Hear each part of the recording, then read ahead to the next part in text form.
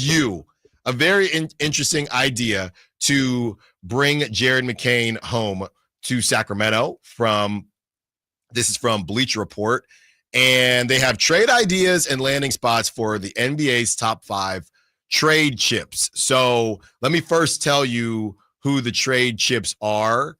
They have Paul George, they have Ron Holland, they have Khalil Ware, they have the Phoenix Suns, their picks. Okay, or excuse me.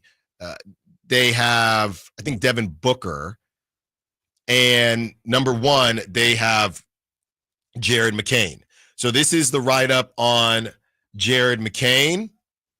And it says, if not for the torn meniscus that ended his season in December, Jared McCain might have gone on to win Rookie of the Year. Despite playing in only 23 contests, he still finished 7th in the voting. That's actually crazy.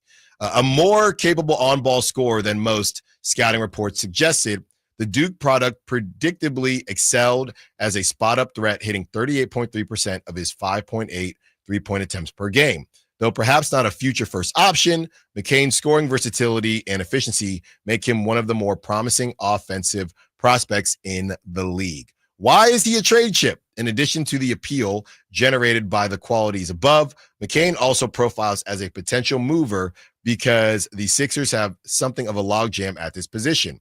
Rookie VJ Edgecombe has a better draft pedigree than McCain did last year, and restricted free agent Quentin Grimes looked like a surefire starter in his late season cameo with Philly. Either of those two more recent additions might be stronger fits next to Tyrese Maxey. Take those factors and add the Sixers' veteran-driven win-now posture, and there are plenty of reasons they might consider flipping McCain while his value is relatively high. All right, so here it is. The landing spot, the Sacramento Kings. The trade idea. Philadelphia 76ers acquire Keegan Murray from the Sacramento Kings for Jared McCain and Kelly Oubre. Obviously, you have the breakdown of McCain that we just talked about. This is what he has to say about Keegan Murray. Murray set the rookie record with 206 triples made, has been a durable 3-year starter, and would give the Sixers some badly needed 3-and-D support alongside Paul George. Meanwhile, the Kings can't feel good about an offense run by some combination of Dennis Schroeder and free agent target Russell Westbrook. Murray is a favored son in Sacramento, but he's approaching restricted free agency and makes more sense on the Sixers roster. And he just doesn't even talk about Kelly Oubre, but Kelly Oubre got good size on him. You probably could play him at the 4, but I think most of the time you're going to find him at the 3. So he's a much lesser version than Keegan, if you even want to call him that. He is only 29. So basically, the long and the short of it, Kelly Oubre and Jared McCain for Keegan Murray, and that's right before, obviously, you make a decision on Keegan Murray. This is interesting. This is interesting. All right, because obviously Jared McCain is more of a shooting guard, and Kelly Oubre isn't a throwaway. I know he's bounced around, but he's more than a throwaway. I don't know, man. I don't know. I'm really close to just doing it, to be honest with you, because I like Jared McCain. I think my only holdup is it was only 23 games. It was 23 games also on a bad team, right? Now, his efficiency, 38% on over 5 threes a game, that's pretty solid, but I don't know. Maybe it's just the belief that Keegan still has one more leap in him, even though we haven't seen it yet. You know what's funny is there's a part of me that was just about to say, man, the issue is why not do it? Ask me this after this season, but I've said time and time again that I don't believe the Kings are putting Keegan in a great position. So I don't know what we're going to see from Keegan Murray. And maybe the reason I'm saying ask me after the season is because I want to see how Keegan does in a situation that isn't perfect. Is he going to be able to power his way into being a clear third option? Is he going to be able to do that? If he's not able to do that, I don't know that I hate this idea. I don't know how much this idea makes sense with the current Kings timeline and all of the shooting guards that they have. But again, if this is next year and you just say, okay, at this point, Domas only has 2 years left. DeMar DeRozan is gone. Zach LaVine has 1 year left on his contract now. Let's just bring Jared McCain in. Kelly Oubre is our Band-Aid guy, and then we're just going to go young after that. Next year, I would be if Keegan is essentially the same guy, put in a bad spot, don't get me wrong, but if Keegan is essentially the same guy this upcoming season, I would do this next year. But I don't know that I can do it right now. Yeah, I think this trade just this idea just was fascinating to me. The idea of the Sixers don't need Jared McCain is such an interesting thought because, like, the Sixers have been trashed the last 2 years, and most of that has been because Joel Embiid's been out, but, like, they need talented players. So the idea that they would be trying to, quote unquote, balance out a roster, I think is so fascinating. Like, I understand why the Sixers would want to do this, and I'm sure that the person coming up with the article is like, well, Jared McCain is from Sacramento, so Sacramento seems like the ideal team. But it would be like next year, if they're going to blow this whole thing up, then yes, Jared McCain can slot in the DeMar DeRozan spot. Let's assume they don't get Jonathan Kuminga. You can, do someone else at the 4 as a temporary stopgap, or you can draft a starting 4 and kind of figure out the rest later. I just thought it was a very fascinating idea. If the Kings are like, we're going to get super young, we're going to start drafting 18-year-olds and trading for a 20-year-old. We're going to make another run at Kuminga. It's just an interesting scenario, like you said, down the line. Yeah, I can't do it now, but I understand why somebody would do it now. And the fact that this is being brought up and there are reports on certain teams being interested in Trey Murphy, that price tag is ridiculous. We do have it for you. And the reason I bring up Trey Murphy is because we've compared him to Keegan before. The fact that the Sixers would trade for Keegan, is it fair for me to take from that in a world where they would want to, right? Because this is just a proposed trade from Bleacher Report.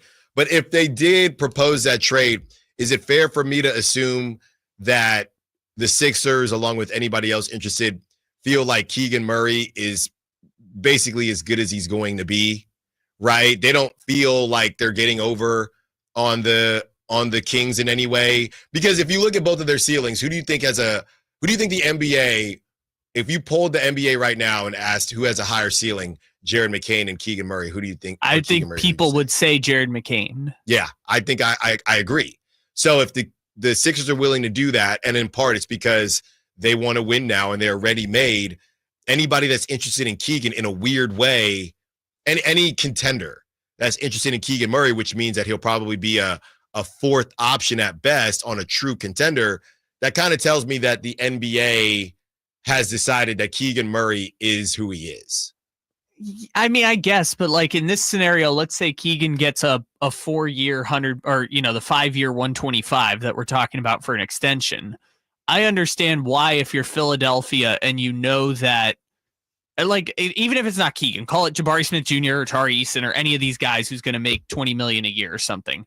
Call it Dylan Brooks if you want, right? Like, I understand if you're Philadelphia, why, knowing you're going to have VJ Edgecombe on a cheap deal for 4 years, knowing that by the time these, you're kind of locked into Paul George and Tyrese Maxey and Joel Embiid for the next couple years, unless you're willing to eat money to dump Paul George. I understand why they would say, hey, we get a cost control starting 3 or 4 for the next 4 years. I understand why that's appealing to a team like Philadelphia that doesn't have a lot of options. For example, if they don't know how Jared McCain's going to fit into this offense, how do they find playing time for him, and how does it work knowing that they have to have these 3 very expensive stars? I've talked about the Sixers being the zombie 76ers with 4 different timelines. This would at least even out their timeline a little bit. Yeah. Well, from the Keegan perspective, you have locked yourself in to like I said, being a fourth offensive option going into your prime. Keegan would have at no point ever been given and I know somebody can say, well, he should have taken it.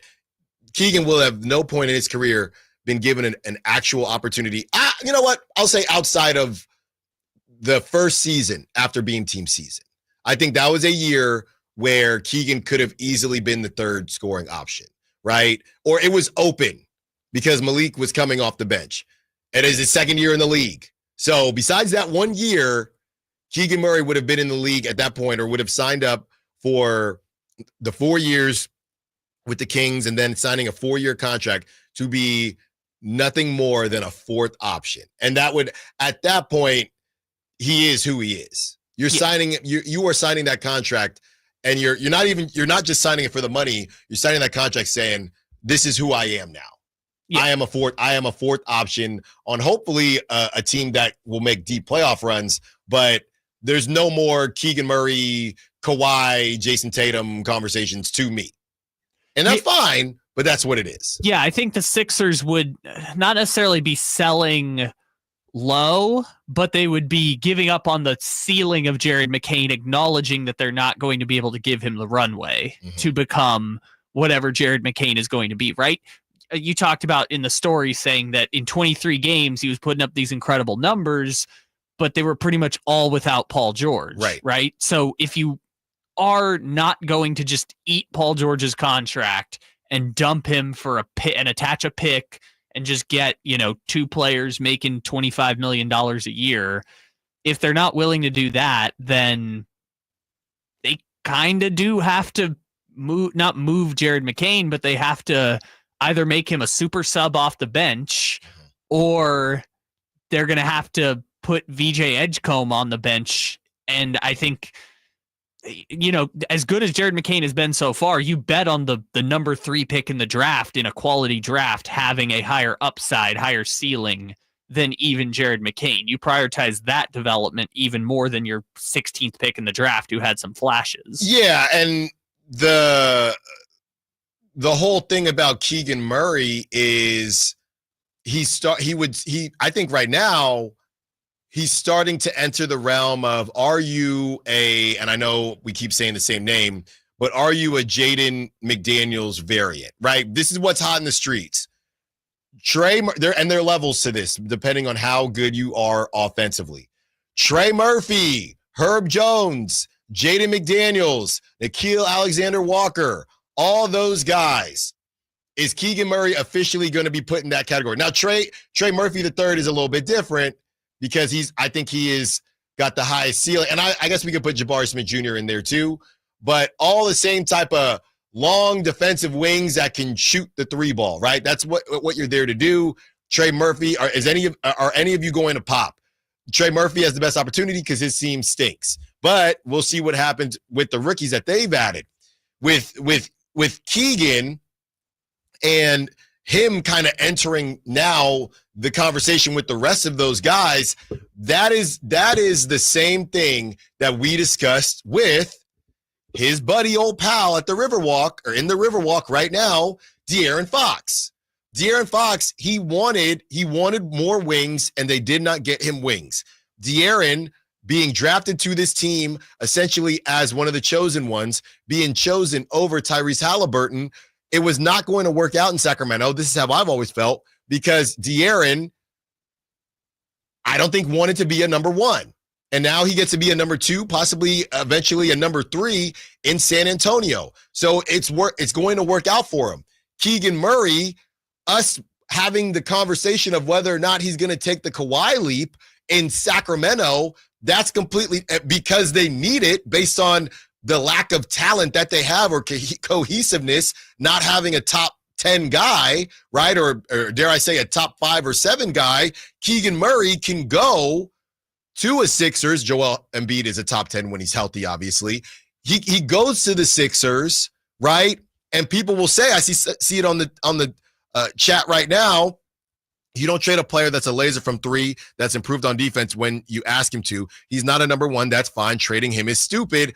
I'm not saying it's not stupid, but again, if you are still looking for a top 10 guy, if you're not competing without a top 10 guy, then having Keegan Murray be a Nickeil Alexander-Walker, Jaden McDaniels variant, maybe better than that, but a variant of that, that's not enough to help you get anywhere because you don't have the bones. Yeah, and this specific deal that they're talking about is a deal that you make if you are on the bandwagon of the percentage of the fan base that's like, be bad for 4 years. We don't care. You know, do the long rebuild, do the Rockets, do that, right? Because the difference with Keegan, to your point, is that if they do this, and it might happen anyways, he will never have gotten the runway to try and be a number 1 or number 2. Jabari Smith Jr. had it for a brief moment. Yeah.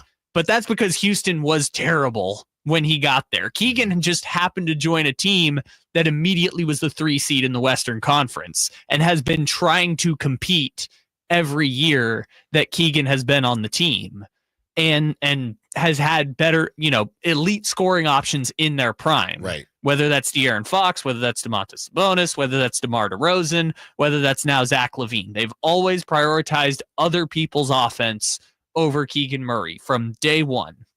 And it's fine that they've done that. It's just the thing that Kuminga's talking about where it's like, Kuminga believes, no, I want that runway anywhere. Give it to me anywhere so I can prove myself. Keegan's not at that point in his career, but he also has a skill set that I think is just as valuable, which is can shoot threes at 39%. Yeah. Can dribble a little bit and get to the bat. He can dribble straight and get to the basket, and he can defend at a very good level. I won't say elite, but a very good defender. Yeah, the short version of what I'm saying is if you don't have that elite number 1, that and we've decided that Keegan is not that, which is fine. But if you don't have that elite number 1, which is how you start the conversation of competing, then Keegan cannot help you as much as you truly want. Because we're watching it now. You have a bunch of 85s on 2K and Keegan Murray as a third, what he would be on the Sixers pretty much. Maybe a little bit higher priority than the Sixers. And we'll see what happens. But last season they missed the playoffs. And prior to that, De'Aaron Fox is better. Well, technically they're all rated the same on 2K, but De'Aaron Fox, in my opinion, is better than what they had, and that team got blown up. Now, whether it should have or not is a different conversation, but my point is if it's a bunch of 85s and Keegan Murray, you're not doing anything. So you might as well at least entertain it. It doesn't have to be for a Jared McCain, but it is more important to get that true elite number 1, or all these other conversations are moot points.